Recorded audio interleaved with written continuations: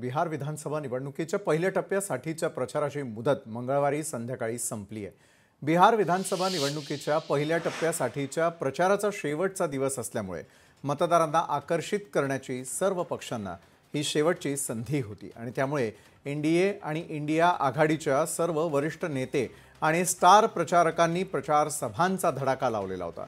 दोन्ही बाजूंनी आरोप प्रत्यारोपाच्या फैरी झडतायत। भाजपचे राष्ट्रीय अध्यक्ष जे.पी. नड्डांनी भोजपुर आणि गयामध्ये सभा घेतली आहे। ज्येष्ठ नेते आणि संरक्षण मंत्री राजनाथ सिंह यांनी मुंगेर, वैशाली, पाटणा आणि सहरसा जिल्ह्यांमध्ये प्रचार सभेला संबोधित केलं। महाआघाडीचे मुख्यमंत्री पदासाठीचे उमेदवार आणि राजदचे नेते तेजस्वी यादव यांनी समस्तीपुर, बेगूसराय, दरभंगा, मुझफ्फरपूर आणि वैशाली जिल्ह्यांमध्ये एकूण 17 सभांना संबोधित केलं।